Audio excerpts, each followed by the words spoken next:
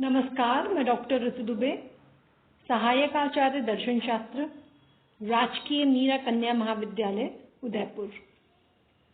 आज मैं BA final year philosophy के फर्स्ट पेपर दार्शनिक धाराएं फिलोसॉफिकल ट्रेंड्स को पढ़ाऊंगी और आज हम अध्ययन करेंगे अनुभववाद का। फिलोसॉफिकल ट्रेंड से रिलेटेड अपने पिछले वीडियो में हमने बुद्धिवाद को पढ़ा था। संक्षेप में बताऊं तो बुद्धिवाद वह सिद्धांत है जो बुद्धि को या तो ज्ञान का एकमात्र साधन मानता है या अन्य साधनों से श्रेष्ठ मानता है। और आज हम अध्ययन करेंगे अनुभववाद का। तो देखते हैं सबसे पहले अनुभववाद क्या है। वह सिद्धांत जिसमें अनुभव यानी एक्सपीरियंस को ज्ञान का एकमात्र स्रोत या आधार माना जाता है वो अनुभववाद कहलाता है। अनुभववाद इस बात पर बल देता है कि यथार्थ ज्ञान की प्राप्ति बुद्धि से नहीं बल्कि अनुभव से होती है। इस प्रकार ये बुद्धिवाद का विरोधी है। ये तो अनुभव पर जोर देता है। ये कहता है कि यथार्थ ज्ञान की प्राप्ति बुद्धि से नहीं बल्कि अनुभव से होती है। हमारे सभी ज्ञान अर्जित हैं और अनुभवजन्य हैं। किसी भी प्राग अनुभव प्रत्यय की सत्ता नहीं है। प्राग अनुभव प्रत्यय हमने पढ़े थे बुद्धिवाद में। बुद्धिवाद के अनुसार तो मनुष्य में जन्म से ही कुछ जन्मजात प्रत्यय जो है विद्यमान होते हैं। वहां पर सहज प्रत्ययों की बात भी हमने पढ़ी थी कि अनुभव से पहले ही कुछ सहज प्रत्यय मनुष्य में विद्यमान होते हैं। लेकिन अनुभववाद इस बात को सिरे से खारिज करता है और वो कहता है कि किसी भी प्राग अनुभव यानी अनुभव से पूर्व या अनुभव से परे प्रत्यय की सत्ता नहीं है। दरअसल प्रत्ययों की जो उत्पत्ति होती है वो अनुभव के उपरांत ही होती है, अनुभव के बाद ही होती है। फिर अनुभववाद का ये मानना है कि अनुभव केवल विशिष्ट पदार्थों का ही होता है और बाद में हम अपने विभिन्न अनुभवों के आधार पर आगमन प्रणाली के द्वारा सामान्य संप्रत्ययों का निर्माण करते हैं। यानी सामान्य संप्रत्यय यानी कंसेप्ट्स का निर्माण करते हैं और इसी प्रकार हमारे सामान्य तर्कवाक्यों यानी यूनिवर्सल प्रपोजिशंस की भी रचना होती है। हमारा सारा ज्ञान इसी प्रकार के तर्कवाक्यों या निर्णयों पर आधारित होता है। इस प्रकार से जो ज्ञान है वो निर्णयों की समष्टि है या उसका समूह है। निर्णय संप्रत्ययों से बनता है। जैसे मैंने लाल गुलाब के फूल को देखा। अब इससे मन में दो संप्रत्ययों, एक तो लाल और दूसरा गुलाब का फूल, इसका उद्भव हुआ। इन दो संप्रत्ययों के मिलाने से एक निर्णय या वाक्य बना कि गुलाब का फूल लाल है। तो इस प्रकार ये कहते हैं कि हमारा जो सारा ज्ञान है वो निर्णयों पर आधारित है और निर्णय बनता है संप्रत्ययों से। फिर ये कहते हैं कि संप्रत्ययों की जो प्राप्ति है उसके दो द्वार हैं। एक तो है संवेदन और दूसरा है मनन या अनुचिंतन। संवेदन जो होता है वो बाह्य पदार्थों के विषय में होता है, जिसे कहते हैं सेंसेशन, है ना। सेंसेशन जो होगा वो बाह्य पदार्थों के विषय में होगा और मनन या अनुचिंतन यानी जो रिफ्लेक्शन है वो आंतरिक भावों के विषय में होता है। यानी कि संवेदन का विषय तो बाह्य पदार्थ है और जो मनन या अनुचिंतन है उसका विषय हमारे आंतरिक भाव है। ये कहते हैं कि ये जो प्रक्रिया है संवेदन की और स्वसंवेदन की या जिसे कहें मनन या अनुचिंतन की, इस प्रक्रिया में हमारी जो बुद्धि है वो प्रारंभ में बिल्कुल निष्क्रिय रहती है क्योंकि उसका जो कार्य है वो केवल ग्रहणात्मक है। यानी बुद्धि प्रारंभ में बहुत निष्क्रिय सी रहती है और वो केवल ग्रहण करने का काम करती है। क्या ग्रहण करना? संवेदन और स्वसंवेदन के विषय में। बाद में चल के जब प्रत्ययों का निर्माण होता है तभी वो जो बुद्धि है वो सक्रिय हो जाती है।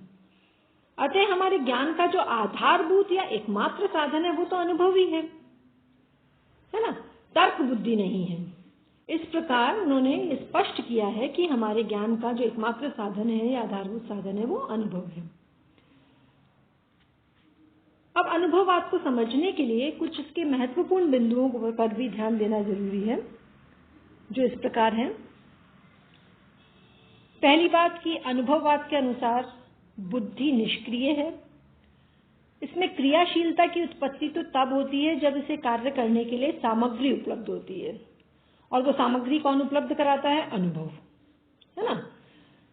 जैसे इस संदर्भ में जो अनुभववादी हैं लॉक, उनका कथन है कि हमारा जो मन है वो कोरी पट्टी के समान होता है जिस पर कुछ भी अंकित नहीं है, केवल अनुभव से ही इस पर संस्कार अंकित होते हैं। जब मन कुछ सरल प्रत्ययों की मन को प्राप्ति हो जाती है तब जाके क्रियाशीलता जो है वो आती है। इसलिए जो बुद्धिवादी हैं वो जहां बुद्धि को सक्रिय मानते हैं, वही इंद्रिय अनुभववादी उसे प्रारंभ में निष्क्रिय मानते हैं। दूसरी बात यह है कि अनुभववादियों के अनुसार किसी भी प्रत्यय को सहज प्रत्यय नहीं कहा जा सकता, है ना। जबकि बुद्धिवादी जो है वो सहज प्रत्ययों की सत्ता में विश्वास करते हैं, लेकिन जो अनुभववादी हैं वो मानते हैं कि कोई भी प्रत्यय सहज प्रत्यय नहीं होता।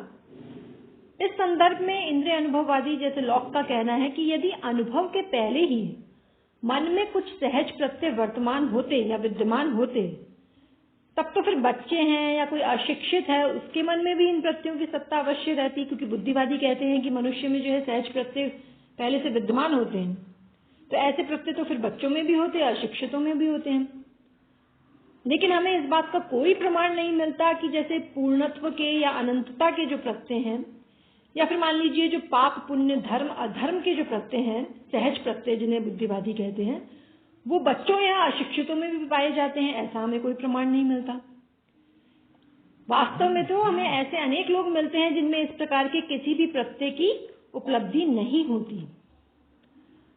तो इस आधार पर वे कहते हैं कि बुद्धिवादियों का ये कहना कि जो सहज प्रत्यय हैं वो पहले से विद्यमान होते हैं अनुभव से पहले ही, ये कदापि सत्य नहीं है। तीसरी बात यह है कि जो ज्ञान की प्रणाली है, जहां बुद्धिवादियों की निगमन प्रणाली है, डिडक्शन मेथड हम पढ़ चुके हैं बुद्धिवाद में, वहीं अनुभववाद जो है वो आगमन प्रणाली, इंडक्टिव मेथड पर अधिक बल देता है।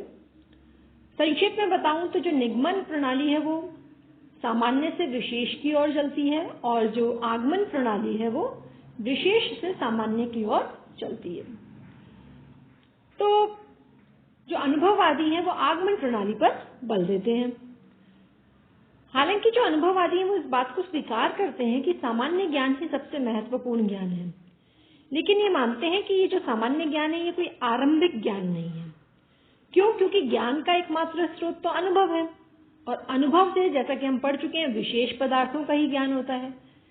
इसलिए प्रारंभ में तो हमें विशेष पदार्थों का ही ज्ञान होता है, बाद में विशेष पदार्थों के आधार पर आगमन प्रणाली के द्वारा सामान्य सत्यों का ज्ञान प्राप्त कर लिया जाता है। जैसा कि मैंने कहा, आगमन प्रणाली में हम विशेष से सामान्य की ओर चलते हैं। तो अनुभववाद का कहना है कि हमें जो प्रारंभिक जो अनुभव होता है वो होता है विशेष पदार्थों का हमें ज्ञान होता है, फिर हम इंडक्शन जो मेथड है, आगमन प्रणाली, उसके द्वारा हम सामान्य सत्यों का ज्ञान प्राप्त कर लेते हैं। इसलिए ज्ञान की जो प्रणाली है वो मुख्य रूप से आगमनात्मक है, ऐसा अनुभववाद का मानना है।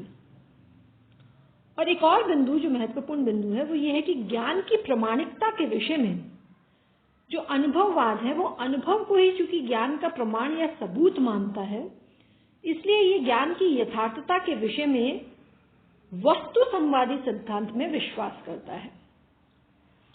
इंद्रिय अनुभववाद का कहना है कि जब अनुभव ही ज्ञान का प्रमाण या सबूत है, और अनुभव के द्वारा जो ज्ञान है वो कहाँ तक यथार्थ जगत के अनुरूप है या वस्तु संवादी है, ये अनुभव ही बतला सकता है।